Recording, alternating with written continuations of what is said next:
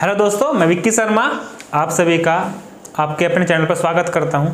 अच्छा, कल तक आपको पता थी कि भाई आर्टिकल्स रूल चले हुए थे, तो आज हम प्रैक्टिस शुरू कर रहे हैं आर्टिकल्स की। देखिए, आर्टिकल्स के हम अप्रोक्सीमेटली 500 सेंटेंसेज आपके सामने लेकर के आएंगे। अप्रोक्सीमेटली 500 सेंटेंसेज, ठीक है। अब देखिए, प्रॉब्लम ये है कि हमारे सामने ना तो हमारे पास डिजिटल बोर्ड है और ना ही टच पैड है, ठीक है, जिससे कि ना तो हम वॉइस ओवर वीडियो बना सकते और ना ही डिजिटल, जिससे कि आप पीडीएफ पर पढ़ा सकें। तो हमारे सामने कंपल्सन मजबूरी है कि हमें इस वाइट बोर्ड पर पढ़ाना होगा, तो वीडियो इस पर लिख करके बनानी पड़ेगी। सेंटेंस लिखा जाएगा, फिर उसमें प्रॉब्लम आपको बताई जाएगी, उसके बारे में जो भी रूल होगा वह बताया जाएगा, ठीक है दोस्तों। तो चलो शुरू करते हैं, 1 बाय 1 सेंटेंस पढ़ते हैं। एक वीडियो मान के चलिए आप लगभग 20 से 25 सेंटेंस आपको देखने को मिलेंगे। हाँ, बेनिफिट आपको इस वीडियो का यह रहेगा कि अगर मान लीजिए कोई सेंटेंस आया, ठीक है, तो उसमें पूरा उसका पोस्टमार्टम मिलेगा। मतलब जो रूल आएगा उस सेंटेंस में उसे भी हम बताएंगे कि भाई इसमें रूल है क्या, इस रूल को आप वास्तव में पढ़ें कैसे, ठीक है दोस्तों। चलिए शुरू करते हैं। देखिए, जो पहला सेंटेंस आपका दोस्तों वह यह है, 1 बाय 1 मैं लिखता हूँ।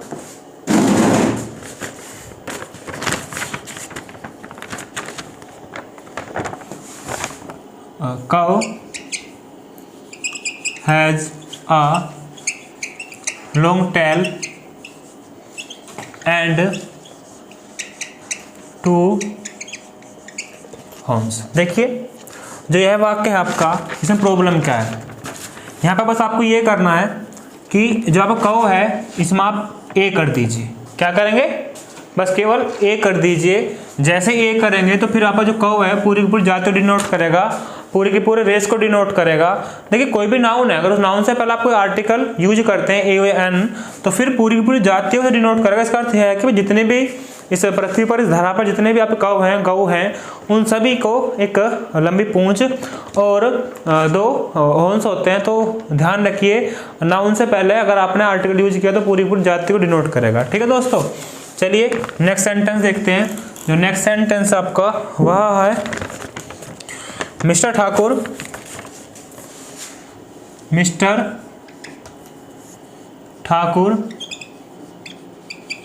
lived in the 300-year-old house. देखिए दोस्तों, इसमें लिखा हुआ है mister Thakur lived in the, sorry ये 3 है, ठीक है, नेगेटिव 300-year-old हाउस। देखिए, जो आपका दा है ना, वैसे आपको चेंज करना है, चेंज करके आप यूज करेंगे यहाँ पे ए। क्या यूज करेंगे दोस्तों? आप यहाँ पर ए यूज करेंगे। देखिए, वो एक mister Thakur lived in a 300-year-old house. जो मिस्टर ठाकुर हैं वो एक 300 साल पुराने घर में रह रहे हैं। इस प्रकार सिचुएशन हो, एक 300 साल पुराने घर, मतलब इस प्रकार से बोल लेंगे हम, एक 300 साल पुराने घर में रह रहे हैं। अगर सिचुएशन यह है तब आप क्या करेंगे दोस्तों? ए का प्रयोग करेंगे, ठीक है। चलिए अगले वाक्य की तरफ बढ़िए। अगला है दोस्तों आपका, द इंग्लिश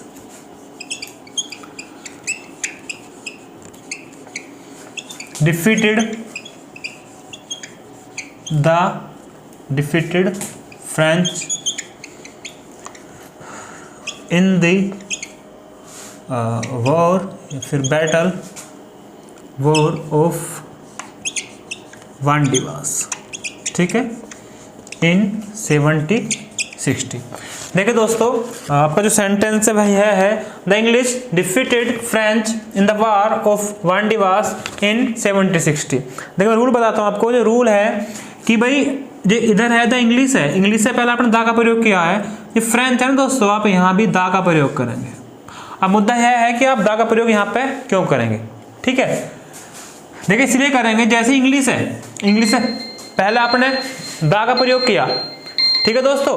इंग्लिश से पहले आप दा का प्रयोग करेंगे तो क्या होगा कि भाई इंग्लिश से पहले दा का प्रयोग करने के बाद जितने भी इंग्लिश वर्ल्ड के लोग हैं, या फिर आपके इंग्लिश का मतलब होता है आपको इंग्लैंड से संबंधित है, तो इंग्लैंड जितने भी लोग हैं उनको प्रदर्शित करने के लिए आप दा का प्रयोग करेंगे। इसी प्रकार से फ्रेंच के लोगों को प्रेजेंट करने के लिए आप क्या करेंगे दोस्तों, दा का प्रयोग करेंगे। देखिए आप जानते हैं जो वानडीवास युद्ध हुआ था उसमें इंग्लैंड के लोगों ने क्या करा था, वानडीवास को फ्रेंच के लोगों को हरा दिया था। क्या करा था, फ्रेंच के लोगों को दोस्तों हरा दिया था। चलिए अगला वाक्य देखिए आप, जो अगला वाक्य है आपका वो ये है, never have I listened to such a beautiful music as the piece we heard on radio. Sorry, we की जगह आई होगा, ठीक है। बड़े रूल की तरफ देखिए, मैं बताऊं जो इसके साथ रूल अकोम्पनेड है वो ये है कि अगर कोई इन्वेंशन है, क्या दोस्तों, अगर कोई इन्वेंशन है तो इन्वेंशन से पहले हमेशा आप द का प्रयोग करेंगे। इन्वेंशन आपका the radio, the television, the gramophone, तो जितने भी आपके इन्वेंशंस हैं उन सभी से पहले आप क्या करेंगे दोस्तों, दा का प्रयोग करेंगे। तो देखिए यहाँ पर प्रॉब्लम यह है, रेडियो, रेडियो आपका इन्वेंशन है, तो मित्रों आप यहाँ यूज करेंगे किस चीज का, दा का। Never have I listened to such a beautiful music as the piece I heard on radio, या ऑन द रेडियो करेंगे साहब, ऑन रेडियो ना करके आप करेंगे दोस्तों ऑन द रेडियो। तो मैंने अब तक ऐसा म्यूजिक नहीं सुना जैसा कि मैंने रेडियो पर सुना था, ठीक है। मैंने रूल आपको क्लियर कर दिया। नेक्स्ट की तरफ बढ़िए आप, जो दोस्तों आपका नेक्स्ट सेंटेंस है वह है, माय नेबर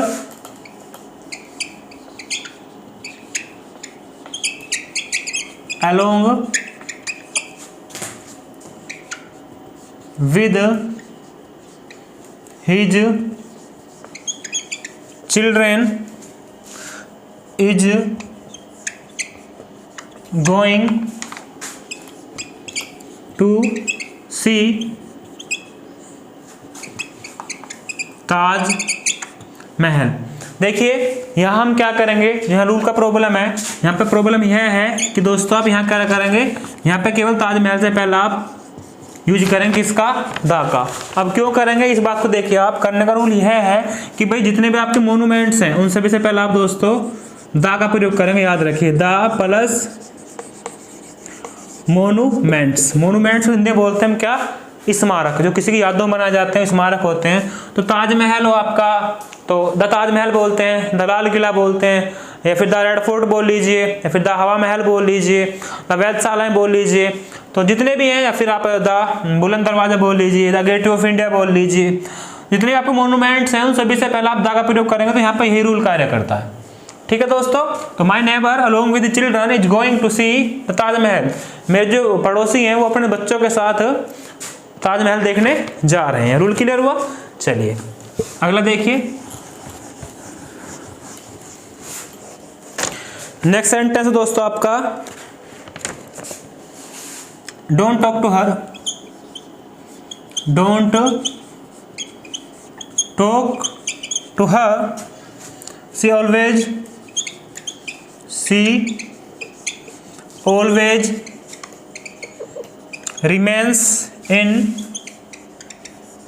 टेम्पर। ठीक है दोस्तों, देखिए इसमें क्या प्रॉब्लम है, इसमें आप जो टेम्पर है ना, इन, यहाँ पर बस केवल आप ए यूज कर देंगे। क्या यूज करेंगे, केवल ए यूज कर देंगे। इन टेम्पर आपको पता होगा, मैंने एक वीडियो कराई थी, वो वीडियो आपकी वॉइस ओवर, उसे मैंने कुछ आपको क्लोज कराए थे, कुछ इडियम्स कराए थे, उसी में एक लिखाया था मैंने आपको, इन अ टेम्पर। इन अ टेम्पर का मतलब होता है बुरे मूड में, या फिर जब आपको क्रोध आ रहा हो तब आप बोलते हैं क्या, इन अ टेम्पर। क्या बोलते हैं दोस्तों, इन अ टेम्पर। देखिए डोंट टॉक टू हर, उससे बातें मत कीजिए। सी ऑलवेज रिमेन्स, रिमेन्स मतलब रहना, इन अ टेम्पर मतलब हमेशा वो गुस्से में रहती है। ठीक है फ्रेंड्स, चलिए नेक्स्ट की तरफ, जो आपका नेक्स्ट सेंटेंस है वह है, अ फर्स्ट यूरोपियन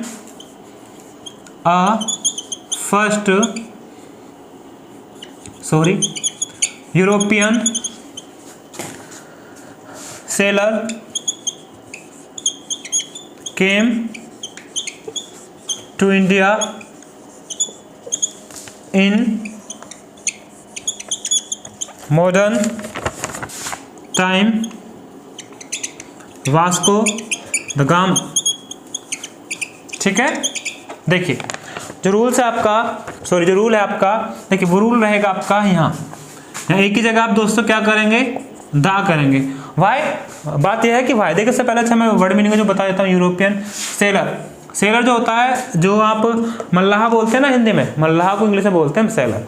आप जानते हैं जो मतलब आपका जो जलयान चला रहा हो या फिर कोई आपकी नौका चला रहा हो, उसे खे रहा हो, उसे बोलते हैं क्या, sailor. Came to India modern time Vasco da Gama, खैर जानते हैं आप।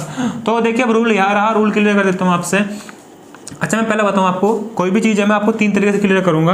पहले तो आपको क्लियर करूँगा वोकैब, सेंटेंस लिखूँगा पहले, उसमें सबसे पहले होगी वोकैबुलरी क्लियर। ठीक है, फिर आपका होगा रूल क्लियर। ठीक है, थर्ड नंबर पर होगा आपका मीनिंग क्लियर। एक ही वाक्य में 3 चीज़ें मैं एक साथ लेकर चलूँगा, वोकैबुलरी भी, रूल भी और मीनिंग भी। पहले वोकैबुलरी वो बताऊँगा जो टफ वर्ड हैं, जो आप जानते हैं, उन्हें तो मैं नहीं बताऊंगा, जो नॉर्मल वर्ड होते हैं। रूल में जो भी सेंटेंस, जिस भी रूल था उसके बारे में बताऊंगा।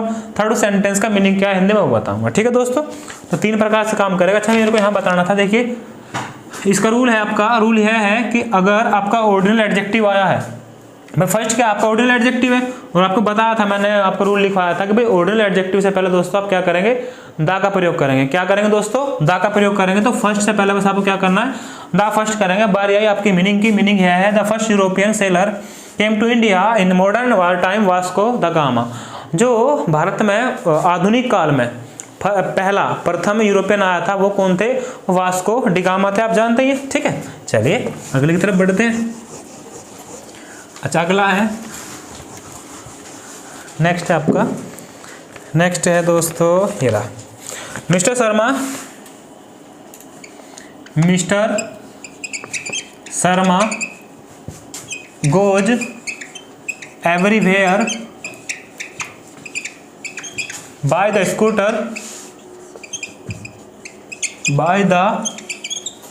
Scooter because he is a very busy person। देखिए अब पहला रूल आपका एक भाई वही कि हम पहले वर्ड मीनिंग क्लियर करें। वर्ड मीनिंग कोई भी नहीं है, एवरीवेयर हर जगह, स्कूटर आप जानते ही हैं, बिकॉज क्योंकि he is a very busy जानते हैं, व्यस्त। और आपका जो वर्ड मीनिंग था वो क्लियर हुआ। अगला जो है आपका रूल है, रूल प्रॉब्लम यहाँ पे है इसकी, देखिए बाय द, यहाँ पे प्रॉब्लम है। प्रॉब्लम क्या मैं दिखाता हूँ, आप दा प्रयोग नहीं करेंगे यहाँ पे, ये दा गलत है।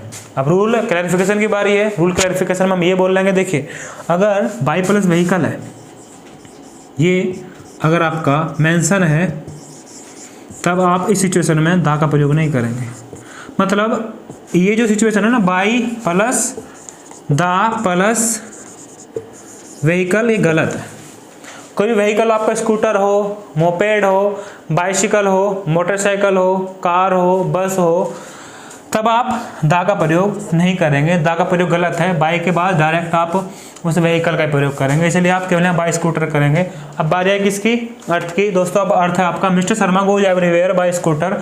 मिस्टर शर्मा हर जगह सर्वत्र स्कूटर जाते हैं, बिकॉज क्योंकि वह एक अति व्यस्त इंसान है। ठीक है दोस्तों, चलिए अगला वाक्य की तरफ बढ़ते हैं।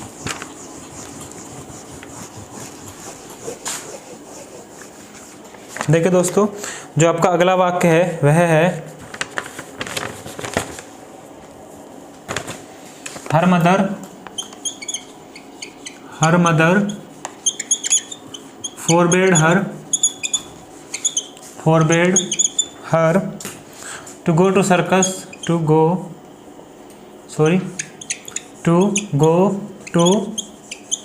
Circus late at night.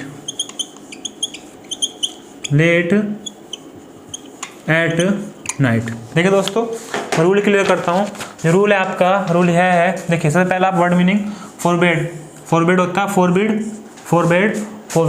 Forbidden का मतलब होता है मना करना। सेकंड फॉर्म है फोरबेड, और फोरबिडन का मतलब है थर्ड फॉर्म। तो फोरबिड और फोरबिडन होता है। सर्कस आप जानते ही हैं, लेट थोड़ा लेट जानते हैं आप, नाइट भी। अब बारी आती है रूल क्लियर करने की। रूल आपका ये है दोस्तों, ये सर्कस से पहले आप दा प्रयोग करेंगे। जो प्रॉब्लम है इसमें दा है। दा कैसे है प्रॉब्लम, देखिए सर्कस, सिनेमा, थिएटर, जू और चर्च, इन सभी से पहले आप दा का प्रयोग करते हैं। किसे प्रयोग करते हैं दोस्तों, डेफिनेट आर्टिकल दा का प्रयोग करते हैं। ठीक है, रूल क्लियर हुआ। अब अर्थ की बारी आई। Her mother forbid her to go to the circus late at night. उसकी मम्मा ने, उसकी मदर ने उन्हें उस समय मतलब रात के समय लेट जाने के लिए मना किया सर्कस में। ठीक है दोस्तों, चलिए अगले वाक्य की तरफ बढ़ते हैं। जो अगला वाक्य है दोस्तों आपका वह है ब्लैक एंड वाइट डॉग। ठीक है, अ black and a white dog was barking on the standards. ठीक है दोस्तों, चलिए अब सबसे पहली बारी आई किसकी, वोकैब की। वोकैब में बस आपका बार्किंग जानते हैं, भौंकना होता है, जो कुत्ते भौंका करते हैं बार्किंग बोलते हैं। स्ट्रेंजर्स अजनबियों को बोलते हैं।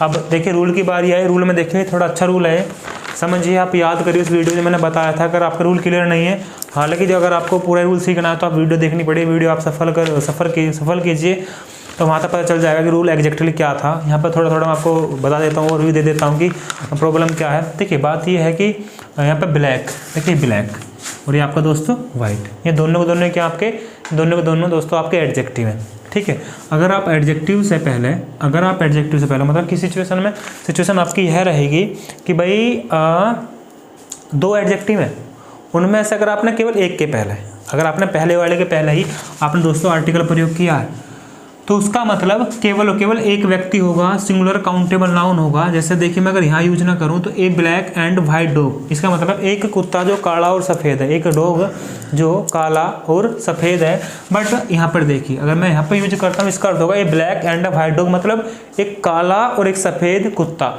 मतलब दो हो गए। तो इसका मतलब ये देखिए a black and white dog was barking on the standards. अब समझिए अगर मैंने ब्लैक एंड वाइट डॉग किया तो यहाँ पर डॉग्स होगा और यहाँ पर फिर आपकी वर्ब, भाई सिंटैक्स के हिसाब से जो वर्ब है, वर्ब भी आपकी वर्ब होनी चाहिए ना, होनी चाहिए भाई, साफ सी बात है। तो फिर यहाँ पर वर्ब हो जाएगा तो दो गलती हो जाएंगी, इसलिए बेटर है कि मुझे को रिमूव कर दें यहाँ से।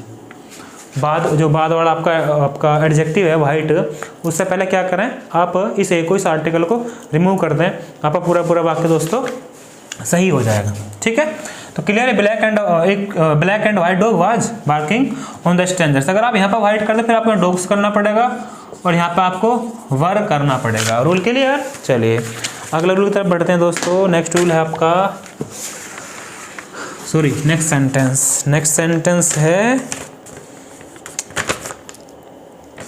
देखिए 45 स्टूडेंट्स, हाँ ये ठीक है 45 स्टूडेंट्स went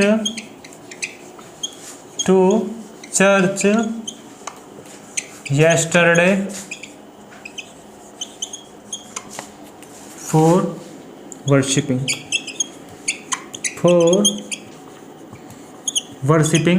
ठीक है, अच्छा देखिए मैं आपको रूल क्लियर कर दे रहा हूँ इसका। पहला आपके वर्ड मीनिंग देख लीजिए।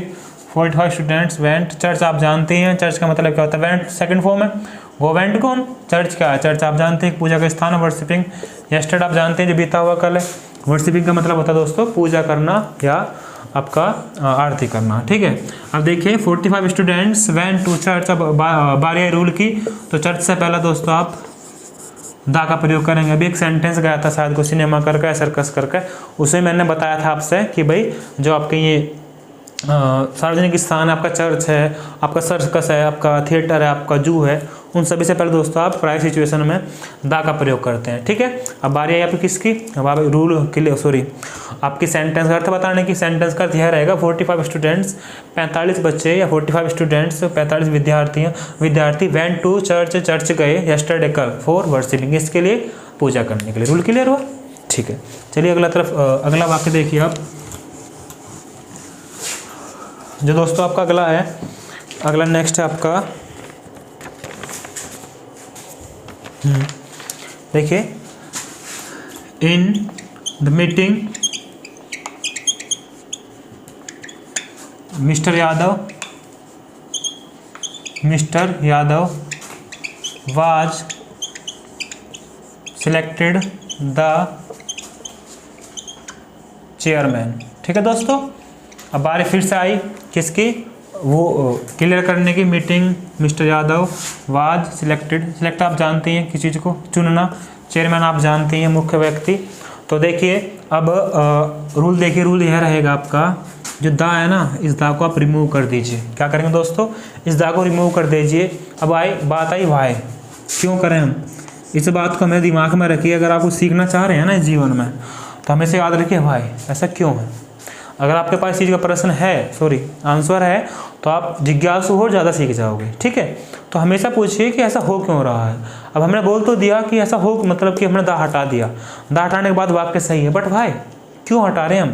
देखिए रूल कौन सा है, रूल देखिए यह रहेगा, अगर देख सिलेक्ट है ना, सिलेक्ट, अगर सिलेक्ट के बाद कोई नाउन आया, फिर कॉम्प्लीमेंट के रूप में कोई नाउन आया, तब दोस्तों हम दा का प्रयोग नहीं करते। आपका सिलेक्ट है, नॉमिनेट है, इलेक्ट है, तो इनके बाद आपका फिर दा का प्रयोग नहीं होगा। ठीक है, और इन द मीटिंग में mister Yadav was selected the chairman, mister Yadav को चेयरमैन सिलेक्ट किया। ठीक है दोस्तों, चलिए अगला रूल देखिए, जो आपका नेक्स्ट वाक्य है, नेक्स्ट वाक्य आपका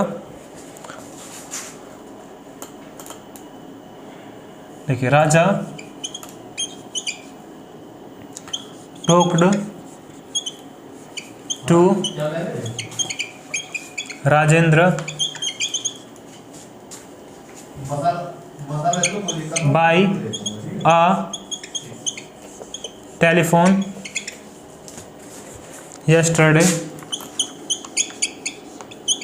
ठीक है दोस्तों, चलिए देखिए, जो इसका रूल है आपका, रूल यह रहेगा, Raja talked to Rajendra by a telephone yesterday. देखो जो आपका ये ए है ना दोस्तों, ठीक है, तो ए आप यूज नहीं करेंगे, क्यों, क्योंकि टेलीफोन आपका क्या इन्वेंशन है, तो इस ए की जगह आप क्या यूज कर देंगे दोस्तों, दा यूज करेंगे। क्या यूज करेंगे दोस्तों, दा यूज करेंगे। देखिए मैं इसका अर्थ बता दे रहा हूँ आपको। अच्छा उससे पहले बताता हूँ दा यूज करते हैं क्यों है, दा इसलिए यूज करते हैं, अगर आपका इन्वेंशन है, टेलीफोन क्या है दोस्तों आपका, भाई ग्राहम बेल सर ने बनाया था, तो आपका ये क्या इन्वेंशन है, इन्वेंशन से जस्ट पहले आप क्या यूज करेंगे, दा का प्रयोग करेंगे। क्या करेंगे, दा का प्रयोग करेंगे। अभी इससे पहले भी आपका रेडियो आया था, तो वहाँ पर भी आपने दा का प्रयोग करके मैंने दिखाया था आपको। अब बारी आई अर्थ की, देखिए राजा टोक टू राजेंद्र, राजा ने राजेंद्र से बात की बाय टेलीफोन यस्टरडे, कल किस पर, फ़ोन पर या फ़ोन के द्वारा या टेलीफोन के द्वारा। ठीक है, चलिए नेक्स्ट भी देखिए आप, नेक्स्ट जो आपका वाक्य दोस्तों, उसमें देखिए नेक्स्ट है आपका ये है जी, knowledge of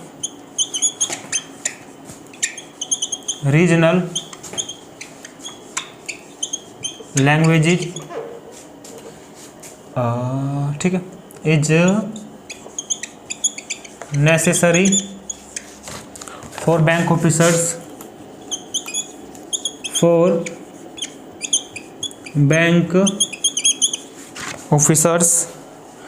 because they are to understand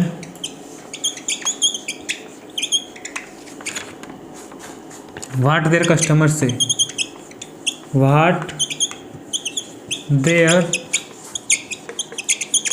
customers say। ठीक है दोस्तों, देखिए वाक्य, जो वाक्य आपका वो यह है, सबसे पहले आप देखिए नॉलेज जानते हैं आप, जानकारी, ठीक है, और आपका रीजनल होता है क्षेत्रीय, लैंग्वेज आप जानते हैं, नेसेसरी आवश्यक, बैंक ऑफिसर बिकॉज क्योंकि, they are understand what their customer जानते हैं आप, ग्राहक।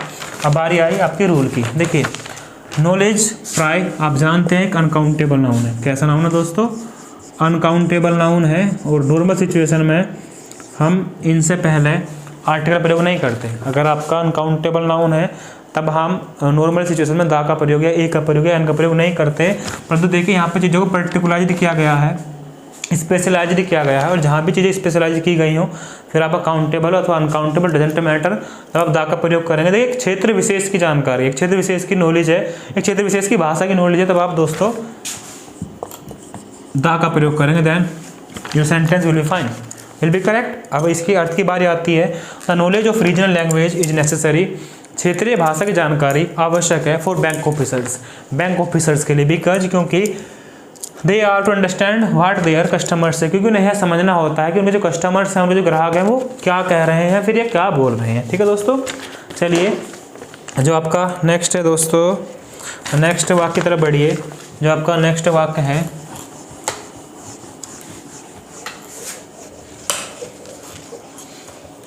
देखिए दोस्तों, वो ये है,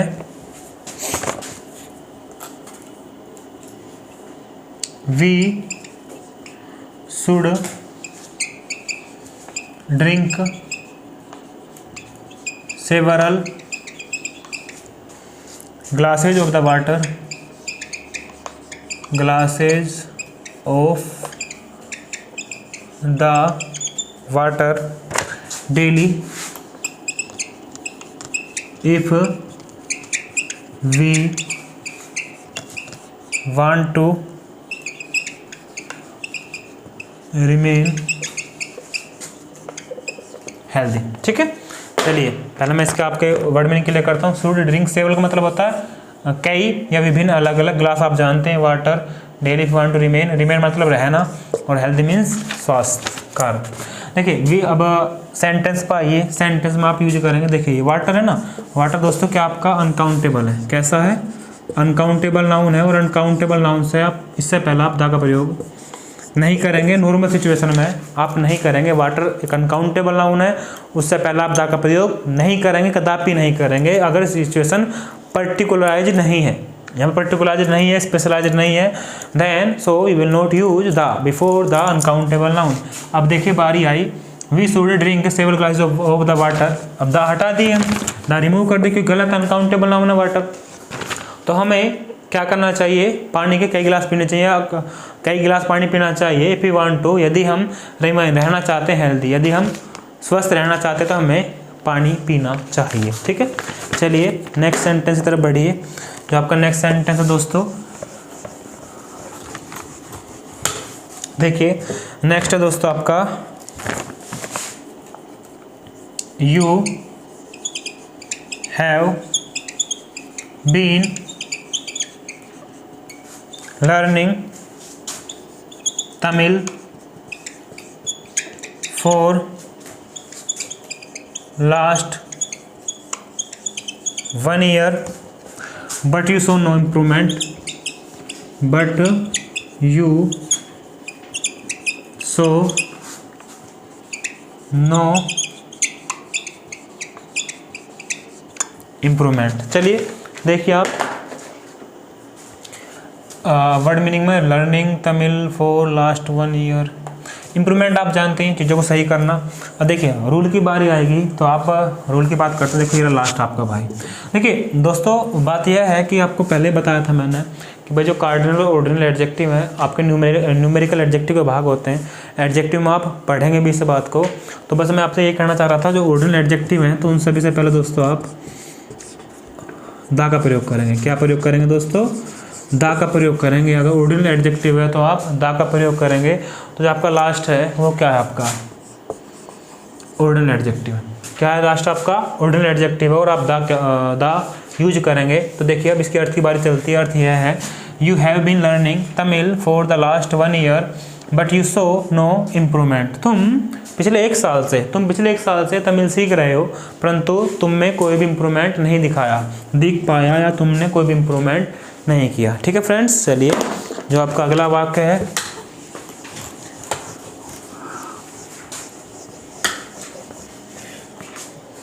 वो ये है, everyone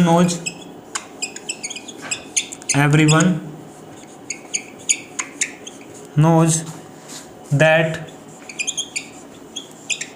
leopard is faster than all other animals. All other animals. ठीक है दोस्तों, चलिए देखो मैं बताता हूँ आपको। लियोपर्ड होता है आपका, ये जैसा आपका टाइगर होता है इसी प्रकार का एक जानवर है, फास्टर तेज एनिमल्स आप जानते ही हैं।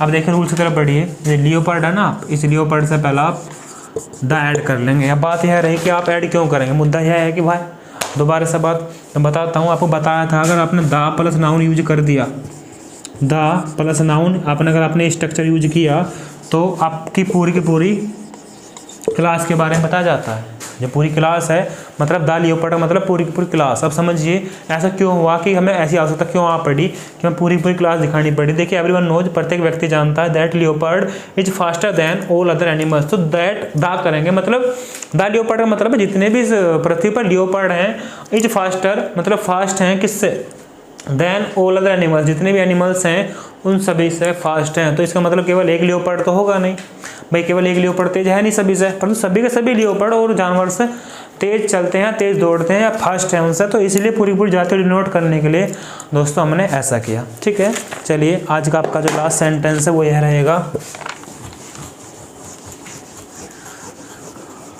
लिखिए लास्ट सेंटेंस दोस्तों आपका, देखिए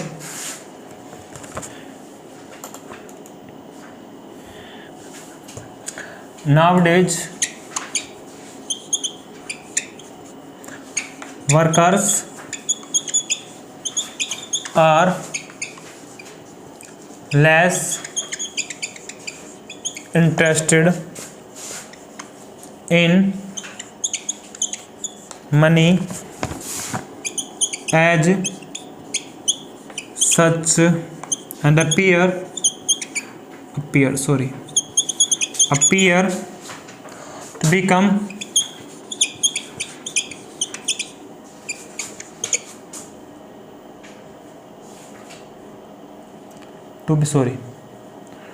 to be more concerned about opportunities for autonomy